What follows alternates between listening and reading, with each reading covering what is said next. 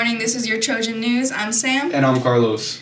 This weekend's weather will start off with partly sunny skies with a high of 78 and a low of 58. On Saturday, we're expecting partly sunny skies with a high of 79 and a low of 63. On Saturday, we're expecting rain with a high of 73 and a low of 56. Okay. And for the sports, our basketball team had a game on Tuesday and brought in a huge win. And on Friday, support them on their tournament. Now we have an interview with our very own Seth, a senior who is running a drive for toys this holiday season.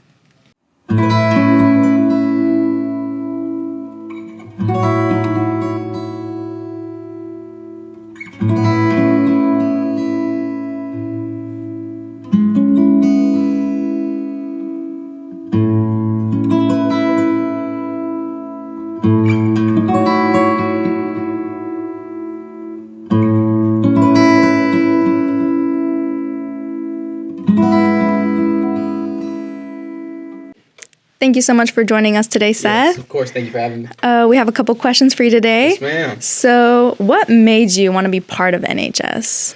Well, NHS has always been something that I've always wanted to do ever since I got into high school. Then I found out that you had to be a junior, so kind of delayed the process. But I loved all the events that NHS would host and everything that they really did. I had a lot of great role models coming up, and they really made me want to be a part of NHS with how much that they did and how much it affected the community. Oh, that's great. That's great.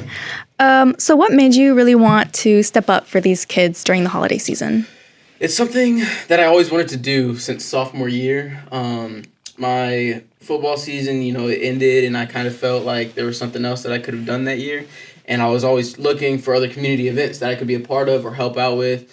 So then I decided, well, why not make my own? Right? Yeah. So I was thinking, and I was trying to find out what's something that would really help the community and not just be something small that would just, be in the wind.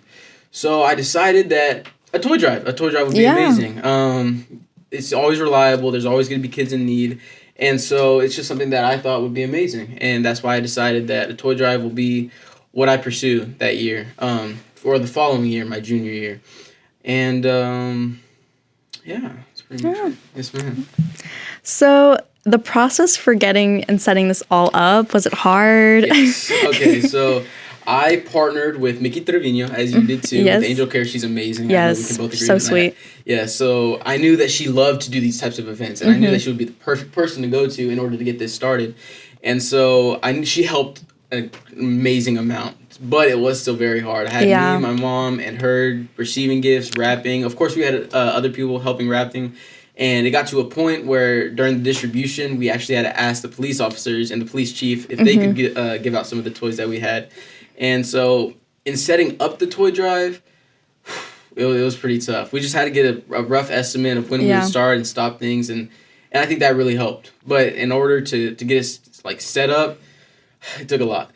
Yeah, moms really are the backbone when it comes to this stuff. Oh, yeah. Yeah. 100%. Yes, ma'am. So you mentioned the police department and Mickey Trevino. Yes, ma'am. Did you partner with any other local businesses or groups to help with this project? A lot of businesses here allowed me to have discounts on a lot of the toys that they were selling. I know Dollar General, Mr. Dominguez, he gave me a buy one, get one 75% off discount when I was, orchestrating the whole thing, which I was so grateful for. Yes. He actually did that this year too, which is just, back-to-back years. I can't ask for anything great, anything more. Yeah. And so he really helped. And there was a couple of other businesses that reached out. I know Human Resources down in George West, a man named Carlos, he donated 40 bikes, 20 female, 20 male bikes, which really kind of put the whole thing on a pedestal. It really made us really happy. It was just out of nowhere. We got the message. I looked at it and my jaw just dropped. It was. I was so grateful, and passing those out, it was just amazing. It was really all the way in George West, that's pretty far. All the way down with the trailer.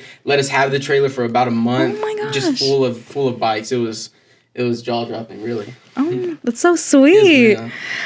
Okay, so you mentioned your mom and everyone who has helped in this project.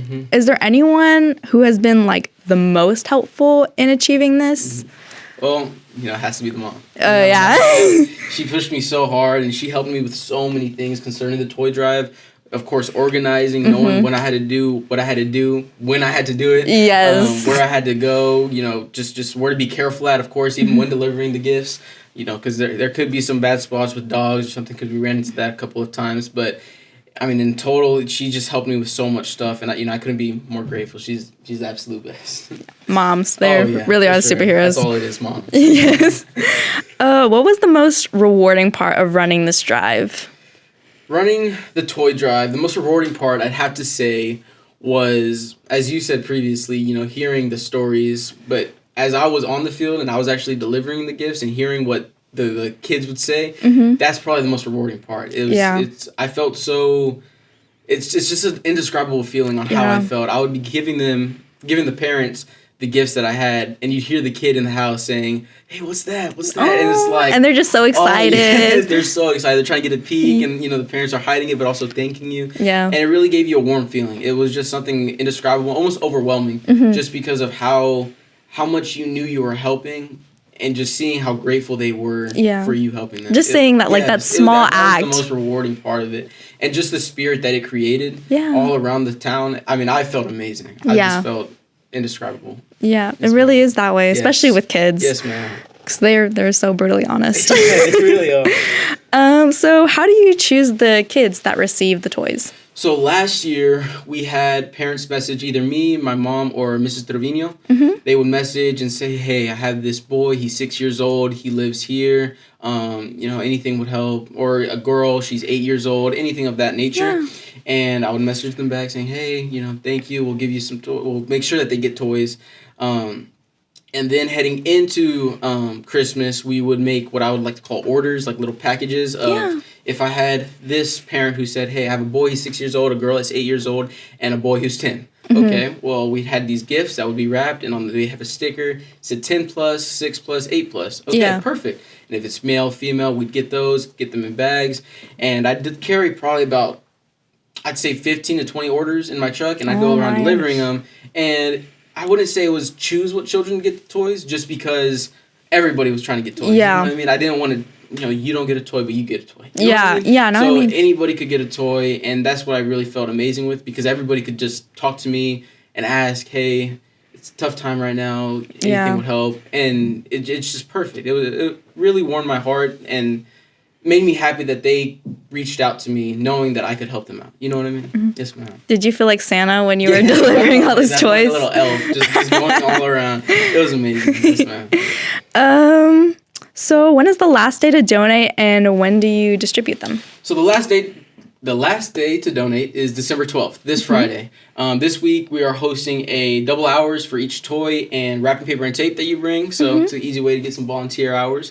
And when do you distribute them? We distribute them probably about a week or a week and a half before Christmas Eve, just to make sure that everybody has them. They're already wrapped, so they can just put them under the Christmas tree. And, the kids can look at them and see that they have something open. Yes, ma'am, a lot of gifts under the tree. So it makes them something excited to be for. It makes them to have something to be excited for. And last year, it got a little rough just because of how many kids there were that we were trying to deliver to. And I kind of fell a little bit behind on that. But now that we're doing it with NHS, I believe that we'll be able to knock it down before, like a week before Christmas, and we'll be able to get everybody some gifts before that deadline. That's great. Yes, ma'am. I'm very excited. You did such a great job. This was such nice to talk to you. Yes, ma'am. Great talking to you, too. Thank you. Thank you. Okay, and now we had the privilege of talking to our very own student author, Ava Mendez, who wrote The Warrior from Warsaw. I don't know if I said that right, I'm sorry. And recently had a book signing on December 10th.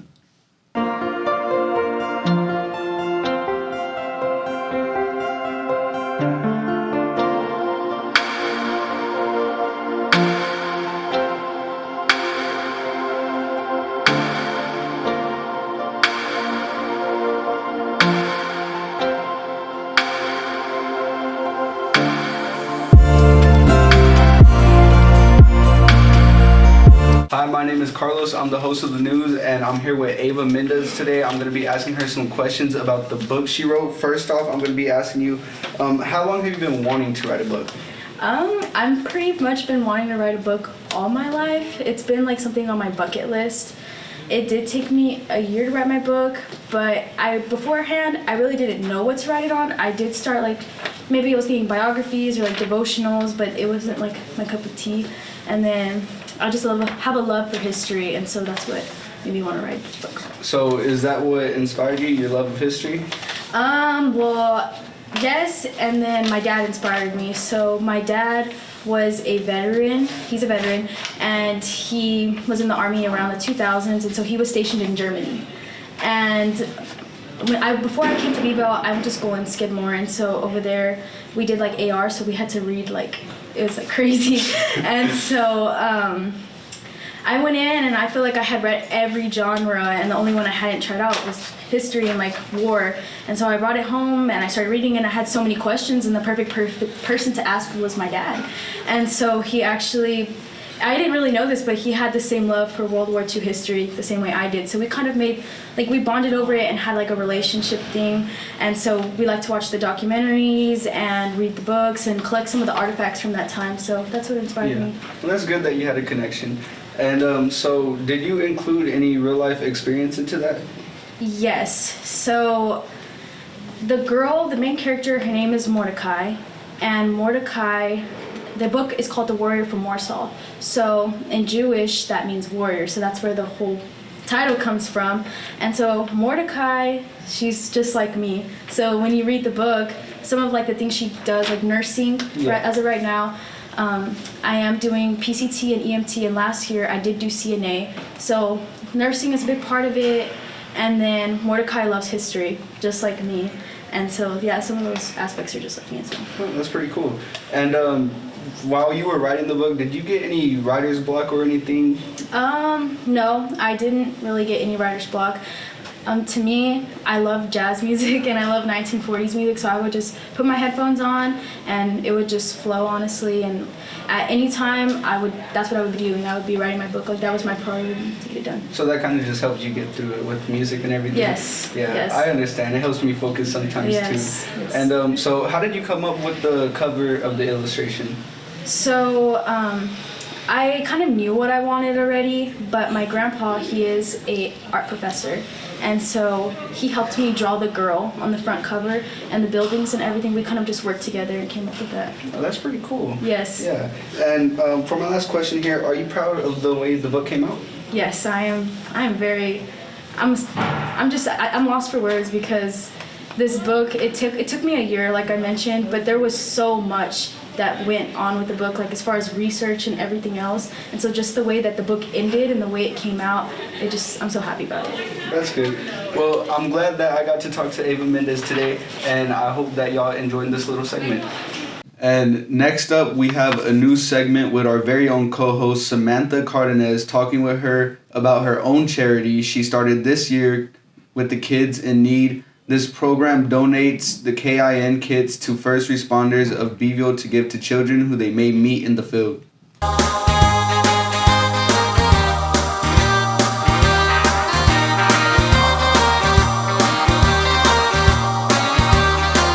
Hey Sam, so I was wondering if today you could tell us about your benefit and what it entails. Of course. So the Kids in Need was a charity that I came up with originally for the Barnhart Scholarship. I really wanted to make a big difference in our community. I grew up in a big family, and kids are they're so great, and I think they're kind of what makes the world so bright. And I really want to help the kids that don't really have the greatest childhoods or might have something like a car accident, for example, that can happen at any time. And if there's a child in the car, sometimes our first responders might not have anything to give to them to calm them down and just give them something to ground them. So that's really where I wanted to put my focus in the kin kits. So our first responders received a few of these tubs with our logo on it. And inside we have teddy bears. They're a little smaller just so they could fit. They're very portable. They're super soft. Feel. They're super soft. And then, of course, we have some blankets because who doesn't love a nice blanket, especially when things might not be growing so great. Yeah. And it helps to wrap it around you. Yes, and they all come in different colors, so the kids can go ahead and at least maybe pick their favorite color if they're in the kit. We also have these little coloring and activity books. We have a couple different categories. These are just a few. We have cats, farm animals, ocean, and sports. And then I also provided coloring pencils because what would be the point of giving them a coloring book if they didn't have anything to color it in? So I also provided that. So how does it make you feel helping these children?